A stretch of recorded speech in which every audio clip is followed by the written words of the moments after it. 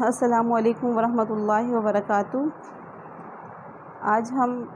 سورۃ النساء آیت نمبر 24 اور 25 کا ترجمہ و تفسیر کریں گے۔ پہلے ہم لفظی ترجمہ، پھر بامحاورہ ترجمہ اور پھر مختصر تفسیر کرتے ہیں۔ یہ سورۃ النساء کی 24 اور 25 آیات ہیں۔ 24ویں آیت سے ہم شروع کرنے لگے ہیں، جو کہ ہمارا پارہ نمبر 5 کا سٹارٹ بن رہا ہے۔ یہاں سے ہمارا پارہ نمبر 5 شروع ہو رہا ہے۔ تو چلیے شروع کرتے ہیں۔ اعوذ باللہ من الشیطان الرجیم، بسم اللہ الرحمن الرحیم۔ والمحصنات من النساء، اور نیکوکار نکاح والی عورتوں میں سے نکاح والی نیکوکار عورتیں، یعنی جنہوں نے دوسرے شوہروں سے نکاح کیا ہو، یعنی وہ عورتیں جو دوسرے شوہروں کے نکاح میں ہوں۔ ہم اس سے پہلے پارہ نمبر 4 کے آخر میں ان عورتوں کے بارے میں پڑھ چکے ہیں جو کہ مردوں کے اوپر حرام ہیں۔ وہ پورا ہم نے بیان پڑھا تھا، اسی کو آگے لے جا کر کے شروع کر رہے ہیں کہ نیز وہ عورتیں بھی حرام ہیں تم پر جو دوسرے شوہروں کے نکاح میں ہوں۔ والمحصنات سے یعنی وہ عورتیں جو کہ دوسرے شوہروں کے نکاح میں ہوں، وہ بھی حرام ہیں۔ یعنی پیچھے کیونکہ آیت کے ساتھ یہ بات ریلیٹ ہو رہی ہے کہ وہ بھی حرام ہیں۔ الا ما ملکت ایمانکم، سوائے ان کے وہ جو کہ مالک ہیں تمہارے ہاتھ، یعنی وہ جو تمہاری غلام لونڈیاں ہیں، یعنی جو تمہارے ہاتھ کا مال ہے، وہ حرام نہیں ہے، وہ اس سے مستثنی ہیں۔ کتاب اللہ علیکم، اللہ تعالیٰ نے یہ احکام تم پر فرض کر دیے ہیں۔ فاحل لکم، اور حلال کر دیے ہیں تمہارے لیے ما وراء ذالکم، اس کے علاوہ جو بھی ہیں، ان کے علاوہ جو بھی ہیں وہ تمہارے لیے یعنی حلال ہیں۔ ان تبتغوا، یہ کہ تم تلاش کرو، تبتغوا کا لفظی ترجمہ ہوتا ہے تلاش کرنا، تو یعنی کہ تم نکاح کے لیے چاہو، مراد یہ ہے کہ تم نکاح کے لیے چاہو، یہ کہ تم نکاح کے لیے چاہو باموالکم، ساتھ اپنے مالوں کے، یعنی مال خرچ کر کے، یعنی حق مہر کے بطور جو مال خرچ کیا جاتا ہے وہ محسنین نکاح میں لانے کے لیے ہوں، غیر مسافحین مستی نکالنے کے لیے نہ ہوں۔ فمستمتعتم بہ منہن، فمستمتعتم، پس وہ جو کہ تم فائدہ اٹھا لو، یعنی تم مرد جب وہ ان سے لطف اٹھا لو، فائدہ اٹھا لو، بہ اس کا، یعنی جو فائدہ اٹھایا جاتا ہے، منہن ان سے، یعنی ان عورتوں سے جن کی پیچھے بات ہو رہی ہے، جن سے نکاح کیا جائے، تو ان سے اگر جب تم فائدہ اٹھا لو، فآتوہن، پس تم ان کو دو، اجورہن، ان کا مقرر شدہ فریضہ حق مہر، پھر تم ان کے حوالے ان کا حق مہر کر دو۔ یعنی جب تم اپنا لطف اٹھا لو ان عورتوں کے ساتھ جن سے تم نے نکاح کیا ہے، تو ان کا جو مقرر کیا گیا حق مہر ہے وہ ان کو ادا کر دو۔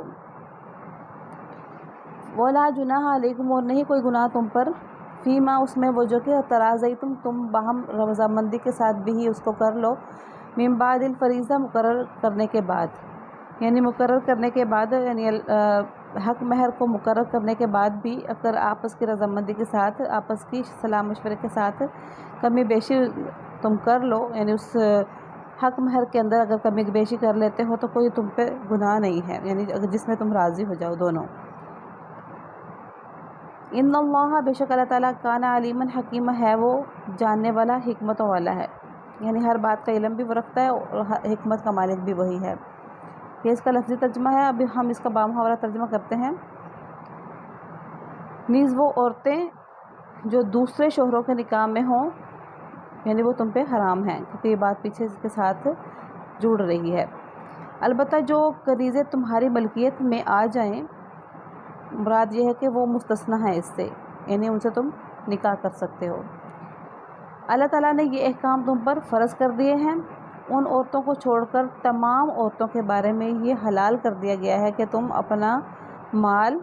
خرچ کر کے انہیں، یعنی خرچ کر کے کیسے، بطور مہر خرچ کر کے انہیں چاہو، انہیں تلاش کرو، مطلب یہ ہے کہ اپنے نکاح میں لانا چاہو، بشرطے کہ تم ان سے باقاعدہ نکاح کا رشتہ قائم کر کے عفت حاصل کرو، یعنی پاک دامنی حاصل کرنے کے لیے ہے، صرف شہوت نکالنا مقصود نہ ہو۔ چنانچہ جن عورتوں سے تم نے فائدہ اٹھایا ہو یا لطف اٹھایا ہو، ترجمہ کر سکتے ہیں، یعنی نکاح کر کے فائدہ اٹھانا مراد ہے، ایسے ہی فائدہ اٹھانا مراد نہیں ہے۔ ان کو ان کا وہ مہر ادا کر دو جو مقرر کیا گیا ہو۔ البتہ مہر مقرر کرنے کے بعد بھی جس پر تم آپس میں راضی ہو جاؤ اس میں تم پر کوئی گناہ نہیں، یعنی جس کمی بیشی پر تم آپس میں راضی ہو جاؤ تو حق مہر میں تو اس کو کوئی گناہ نہیں ہے۔ میں ساتھ ساتھ اس کا تھوڑی سی وضاحت بھی کر رہی ہوں، ویسے تو یہ محاورہ ترجمہ، لیکن کچھ باتیں کیونکہ وضاحت سے نہیں ہے جس کو ہم پھر بیچ میں جیسے کہتے ہیں نا کہ بریکٹ میں بات کر کے تو ہم پھر جو ہے نا بات کو مکمل کر دیتے ہیں۔ آگے ہے کہ ان اللہ کان علیما حکیما، یقین رکھو کہ اللہ تعالیٰ ہر بات کا علم رکھتا ہے، حکمتوں کا مالک ہے، یعنی کہ وہی صحیح علم بھی رکھتا ہے، ہر بات کے بارے میں وہ جانتا ہے اور حکمتوں کا مالک بھی وہ ہے۔ بہت خوبصورت اور بہت اچھی بات اور بہت پیاری اور بہت جامع اس کے اندر بات ہے کہ دیکھیں پہلے بات ہو رہی تھی نکاح کی، کہ نکاح کے بغیر تم کسی سے قیمت دے کے بھی نہیں تم اس کے ساتھ رہ سکتے۔ یہ جو نکاح کرنا ہے اس کے ساتھ اللہ تعالیٰ کو معلوم ہے کہ کتنی حکمتیں جڑی ہوئی ہیں۔ یہ نکاح کرنے کے ساتھ جو ہے اللہ تعالیٰ بتا رہا ہے کہ میں اس بات کا اچھے طریقے سے علم رکھتا ہوں، مجھے صحیح طریقے سے ساری باتوں کا علم ہے، ہر بات کا علم ہے مجھے، اور یہ کہ یہ نہ صرف کہ میں ہر بات کو جانتا ہوں کہ نکاح میں تمہارے لیے کیا کیا جو ہیں اچھے راز مستتر ہیں، کتنی جو ہیں تمہارے لیے صحت کے حساب سے بھی اور دنیاوی چیزوں کے حساب سے بھی، آخرت کے حساب سے بھی کتنی حکمتیں جڑی ہوئی ہیں، اور ایک حکمت جو ہے وہ اس میں بھی ہوتی ہے کہ حکمت کے صحت کے راز ہیں، اور ہر قسم کا ایک خوبصورت اور ایک بہت خوبصورت ہم جو پورا جامع اپنا خاندان بنا سکتے ہیں وہ بھی حکمتوں سے خالی نہیں ہوتا، یعنی کہ اس کے اندر کوئی پریشانی والی بات نہیں آتی ہے۔ آگے اس کی جو ہم تفسیر کریں گے وہ اس طرح سے ہے، جو کنیزیں جن کی بات ہو رہی ہے، جو کنیزیں جہاد کے دوران گرفتار کر کے لائی جاتی تھی اور جن کے شوہر دارالحرب میں رہ جاتے تھے، یعنی کہ ایک تو کنیزیں وہ ہوتی تھی جو کہ کنواری ہیں، ان کی شادی نہیں ہوئی، لیکن وہ کیونکہ بات یہاں پہ نکاح والی عورتوں کی ہو رہی ہے کہ جن کو وہ بھی مستثنی ہیں، یعنی وہ بھی حرام ہے تم پر وہ عورتیں کہ جو پہلے کسی اور کے نکاح میں ہوں، ان سے تم نکاح نہیں کر سکتے۔ آگے یہ بات سنائی ہے کہ لیکن وہ عورتیں وہ بے شک تمہارے لیے وہ عورتیں حلال ہیں، بے شک وہ کنیزیں تھیں اور شادی شدہ بھی تھی، ہاں اب وہ شادی شدہ کے زمرے میں نہیں آئیں گی جب وہ تمہاری کنیز بن گئی ہیں، کیونکہ گرفتار کر کے لائی گئی ہیں اور ان کے شوہر جو ہیں وہ پیچھے رہ گئے ہیں دارالحرب میں۔ ان کا نکاح ان شوہروں سے ختم ہو جاتا تھا جب وہ ان کے پاس آ جاتی تھی لونڈیاں بن کے، لہٰذا جب وہ دارالاسلام میں آنے کے بعد ایک حیض کی مدت پوری کر لیتی اور ان کو پچھلے شوہر سے کوئی حمل وغیرہ بھی نہیں ہوتا تھا تو ان کا نکاح دارالاسلام کے کسی مسلمان سے جائز ہوتا تھا، مگر یہ حکم انہی باندیوں کا ہے جو شرعی طور پر باندی بنائی گئی ہوں۔ آج کل ایسی کنیزیں اور ایسی باندیاں بالکل بھی نہیں ہیں، کہیں بھی وجود نہیں ہے ان کا۔ تو مقصد یہ ہے کہ نکاح ایک دیر پا تعلق کا نام ہے جس کا مقصد صرف یہ نہیں ہے کہ جنسی خواہشات کو پورا کر لینا، بلکہ ایک مضبوط خاندانی نظام کا قیام ہے اس سے مراد، یعنی کہ اس سے مقصد جس میں مرد اور عورت ایک دوسرے کے حقوق کے ذمہ دار بھی بنے، یعنی کہ مرد اور عورت ایک دوسرے کے حقوق کے ذمہ داریوں کے پابند ہوتے ہیں اس میں، اور اس رشتے کو عفت اور عصمت کے تحفظ اور بقائے نسل انسانی کا ذریعہ بناتے ہیں۔ صرف شہوت نکالنے کے لیے ایک عارضی تعلق پیدا کر لینا، خواہ وہ پیسے دے کر ہی کیوں نہ ہو، یہ ہرگز بھی جائز نہیں ہے۔ جیسے کہ تھوڑے عرصے کے لیے کانٹریکٹ میرج کر لیتے ہیں لوگ، تو یہاں سے ہمیں یہ سبق ملتا ہے کہ وہ بھی اس طرح سے کرنا جائز نہیں ہے، کیونکہ پہلے سے ایک نیت خراب ہوتی ہے ان کی، بسانے کی نیت نہیں ہوتی ہے، ایک دوسرے کی عفت و عصمت کے تحفظ کی نیت نہیں ہوتی ہے، بقائے نسل انسانی کا ذریعہ بننے کی نیت نہیں ہوتی ہے۔ اسی طرح سے جب وہ حلالے کی صورت میں بھی یہاں پہ ہمیں پتہ چلتا ہے کہ جب وہ انسان حلالہ کرتا ہے کسی کے ساتھ تو اس کو پتہ ہوتا ہے کہ میں نے اس کو طلاق دینی ہے بیوی نے، کیونکہ پہلے شوہر سے یا پھر کسی سے بھی شادی کرنی ہے، مجھ سے نہیں کر رہی ہے یہ، تو صرف اپنے آپ کو ذریعہ بنا رہی ہے کہ دوبارہ سے مجھ شوہر کے ساتھ پہلے شوہر کے ساتھ شادی کر لوں۔ اس طرح سے بھی لوگ کرتے ہیں، پیسے وغیرہ دے کر کے تو حلالہ کرواتے ہیں۔ یہاں سے ہمیں اس کا بھی سبق مل گیا کہ اس طرح سے عارضی جو تعلق بنا لینا ہوتا ہے پیسہ خرچ کر کے تو وہ ہرگز جائز نہیں ہے۔ وَمَن لَّمْ يَسْتَطِعْ مِنكُمْ، اور جو کوئی بھی نہیں استطاعت رکھتا تم میں سے، یہاں پہ منکم کا جو صیغہ آپ دیکھ رہے ہیں کہ یہ مرد کے لیے آ رہا ہے، مذکر کے لیے ہے، یعنی تم مردوں میں سے جو کوئی بھی یہ استطاعت نہیں رکھتا، اتنی طاقت نہیں رکھتا، طولاً گنجائش نہیں ہے، یعنی کہ اس کو گنجائش نہیں ہے، اس کو نکاح کرنے کی طاقت نہیں ہے، گشائش نہیں ہے اس کے پاس، آئین کی ہے کہ وہ نکاح کرے، المحسنات یعنی نیکوکاروں سے وہ نکاح کرنے کی، مومنات جو کہ ایمان والی جو عورتیں ہیں ان سے نکاح کرنے کی اس میں گنجائش نہیں ہے، آزاد عورتوں سے یعنی نکاح کرنے کی جس میں گنجائش نہیں ہے، فمم ما ملکت، پس وہ کیا کرے، بس ان میں سے وہ جو کہ ما ملکت مالک ہیں، ایمانکم تمہارے ہاتھ، یعنی تمہارے ہاتھ جن کے مالک ہیں، من فتیاتکم تمہاری لونڈیوں میں سے، مومنات جو لونڈیاں ایمان والیاں بھی ہوں، یعنی کہ کافر نہ ہوں، ایمان والی لونڈیوں سے تم نکاح پھر کر سکتے ہو۔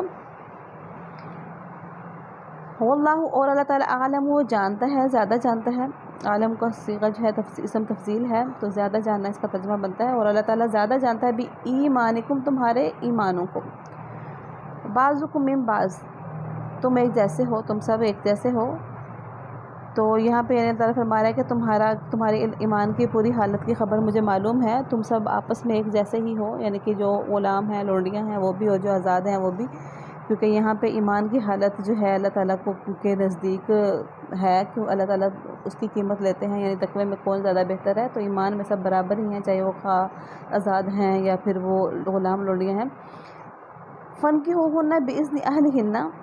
بس تم نکاح کرو ان سے، یعنی اگر تمہاری گنجائش نہیں بنتی ہے، استطاعت نہیں رکھتے ہو، گشائش نہیں ہے تمہارے پاس مال کی، یعنی مال سے مراد یعنی حق مہر دینے کی گنجائش نہیں ہے، تو پھر تم کیا کرو، پھر تم ان غلام یعنی جو لونڈیاں ہیں ان سے نکاح کرو۔ یہاں پہ ما ملکت ایمانکم سے مراد یہ کہ وہ جو کہ تمہارا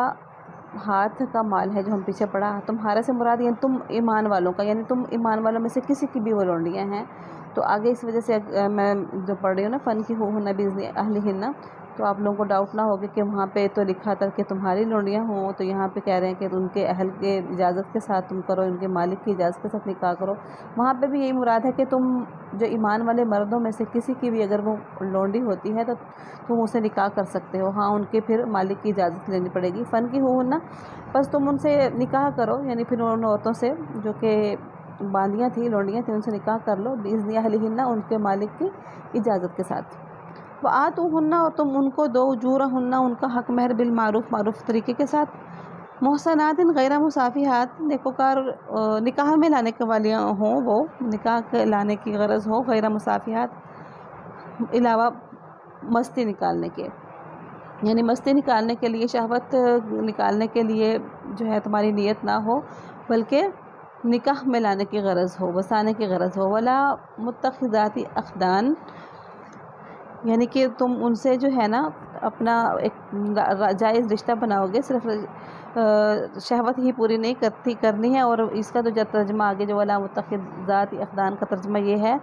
کہ خفیہ طور پر ناجائز آشنائیاں جو ہوتی ہیں وہ بھی پیدا کرنے کے لیے نہیں ہے، نہ تو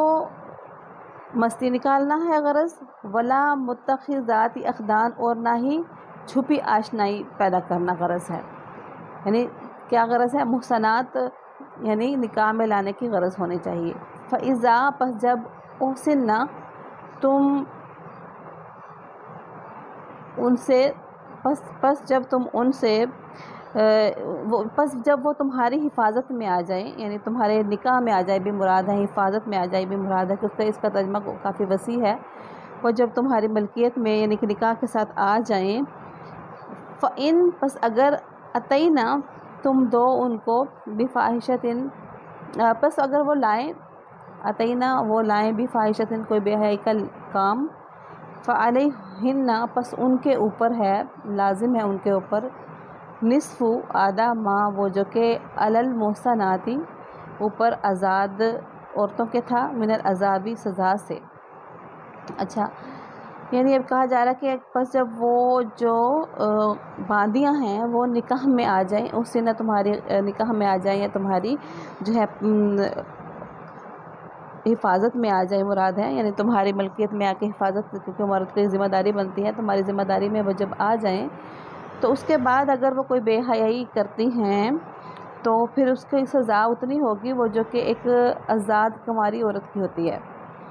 یعنی جس کی شادی نہیں ہوئی ہوتی، نصف ہے اس کے وہ جو کہ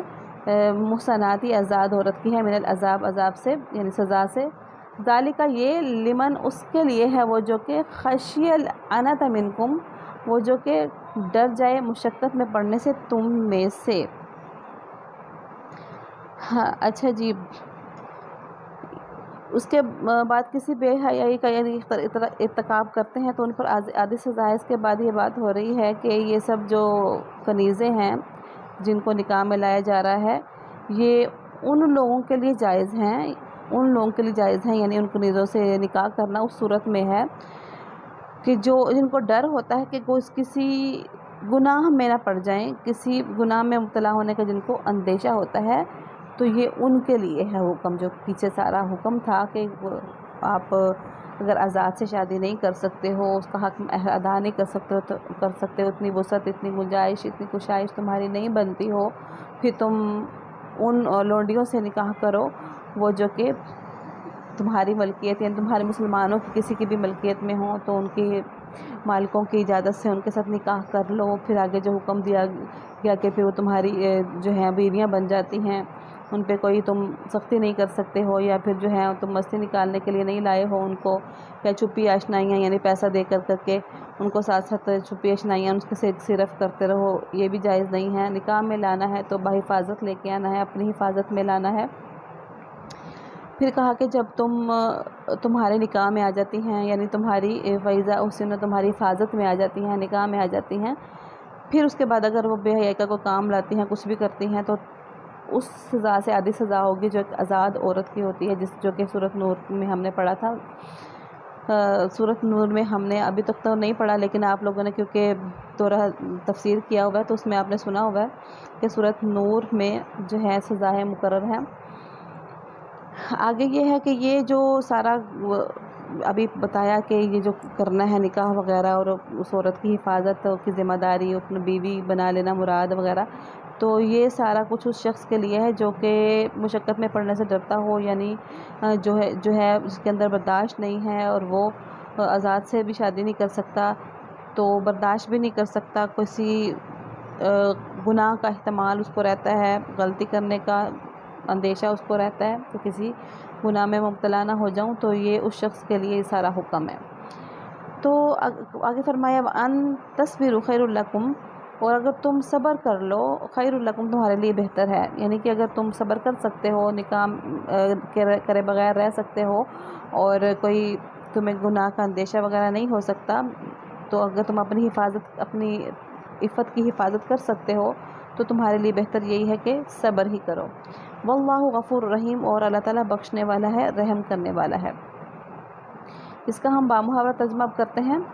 اور تم میں سے جو لوگ اس بات کی طاقت نہ رکھتے ہوں کہ آزاد مسلمان عورتوں سے نکاح کر سکیں، تو وہ ان مسلمان کنیزوں میں سے کسی سے نکاح کر سکتے ہیں جو تمہاری ملکیت میں ہوں، یعنی تم ایمان والوں کی ملکیت میں ہوں، اور اللہ تعالیٰ کو تمہارے ایمان کی پوری حالت خوب معلوم ہے۔ تم سب آپس میں ایک جیسے ہو، لہٰذا ان کنیزوں سے ان کے مالکوں کی اجازت سے نکاح کر لو اور ان کو قاعدے کے مطابق ان کے مہر ادا کرو، بشرطے کہ ان سے نکاح کا رشتہ قائم کر کے انہیں پاک دامن بنایا جائے، نہ وہ صرف شہوت پوری کرنے کے لیے کوئی کام کریں یعنی کوئی ناجائز کام کریں، اور نہ خفیہ طور پر ناجائز آشنائیاں پیدا کریں۔ پھر جب وہ نکاح کی حفاظت میں آ جائیں اور اس کے بعد کسی بڑی بے حیائی یعنی زنا کا ارتکاب کریں، تو ان پر اس سزا کی آدھی سزا واجب ہوگی جو غیر شادی شدہ آزاد عورتوں کے لیے مقرر ہے۔ یہ سب یعنی یہ جو کنیزوں سے نکاح کرنا وغیرہ تھا، یہ سب تم میں سے ان لوگوں کے لیے ہے جن کو گناہ میں مبتلا ہونے کا اندیشہ ہو، یعنی ان لوگوں کے لیے ہے جن کو نکاح نہ کرنے کی صورت میں گناہ میں مبتلا ہونے کا اندیشہ ہو، اور اگر تم صبر ہی کیے رکھو تو یہ تمہارے لیے بہتر ہے، یعنی بہت بہتر ہے، اور اللہ تعالیٰ بہت بخشنے والا ہے، بڑا ہی مہربان ہے۔ ہاں، چونکہ آزاد عورتوں کا مہر عام طور پر زیادہ ہوتا تھا اور باندیوں کا مہر کم، اس لیے ایک طرف تو حکم یہ دیا گیا ہے کہ باندیوں سے نکاح اسی وقت کیا جائے جب آزاد عورتوں سے نکاح کی استطاعت نہ ہو،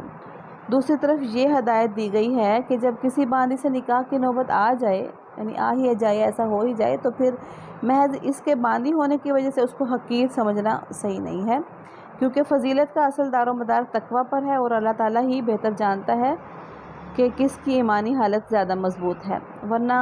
اولاد آدم ہونے کے لحاظ سے تو سب کے سب برابر ہیں، ایک دوسرے کے برابر ہیں سارے۔ آزاد عورتیں اگر غیر شادی شدہ ہوں، آگے جو بات ہو رہی تھی اینڈ پہ، تو اس کی تفسیر یہ ہے کہ آزاد عورتیں اگر غیر شادی شدہ ہوں تو ان کے لیے زنا کی سزا جو ہے وہ 100 کوڑے ہیں،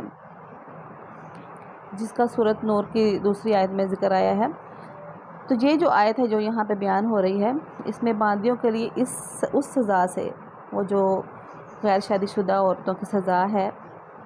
گناہ کرنے کی صورت میں، تو اس سزا سے آدھی سزا ہوگی، یعنی ان کی تو 100 کوڑے تھا،